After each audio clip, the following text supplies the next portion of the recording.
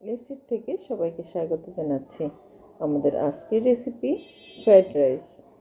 আমি খুব সহজেই শীতের বিভিন্ন প্রকার সবজি দিয়ে এই ফ্রাইড রাইসটা তৈরি করেছি, যাতে আপনারা অল্প উপকরণ দিয়েই এই ফ্রাইড রাইসটা ঘরে তৈরি করে নিতে পারেন।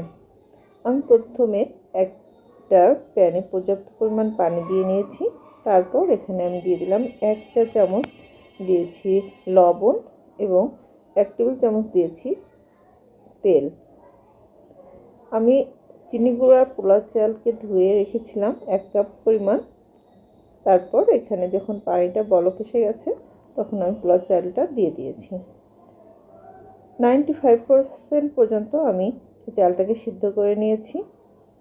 সামান্য একটু যখন ভিতরে মাছ থাকবে তখনই আমি এটা নামিয়ে পানিটা ছেঁকে নিব। হয়ে গেছে চালটা সিদ্ধ। এখন আমি চালটাকে নামিয়ে নিব।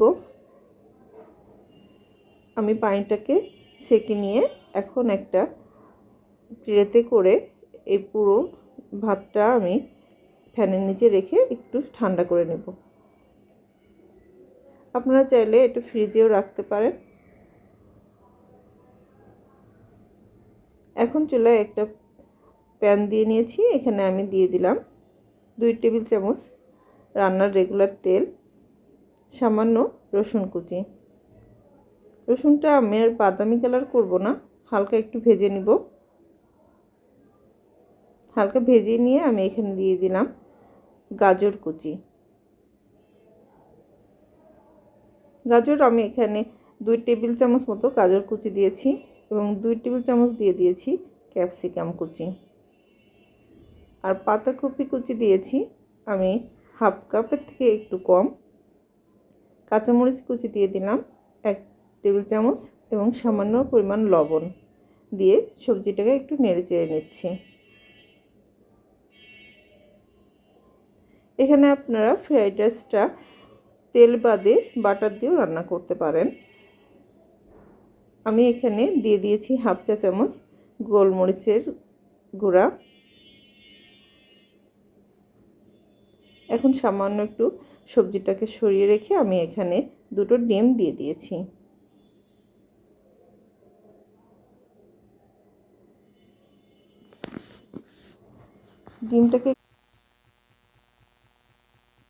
ডিমটাকে দিয়ে আমি আস্তে করে একটু নেড়েচেড়ে দিচ্ছি।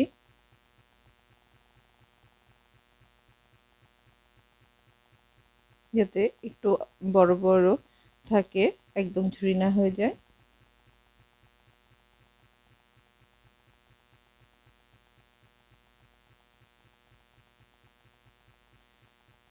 ডিমটা ফ্রাই হয়ে গেছে। এখন আমি সব সবজির সাথে খুব ভালোভাবে মিশিয়ে নিচ্ছি।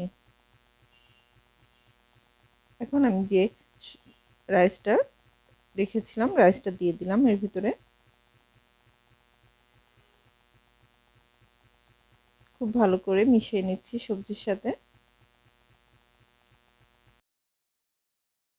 দিয়ে দিলাম 1 টেবিল চামচ মতো টমেটো সস আর 1 টেবিল চামচ দিয়েছি সয়া সস আর হাফ চা চামচ কালো গোলমরিচের গুঁড়া দিয়ে আমি খুব ভালোভাবে মিশিয়ে নিচ্ছি। এখন দিয়ে দিলাম এর ভিতরে পেঁয়াজের পাতা।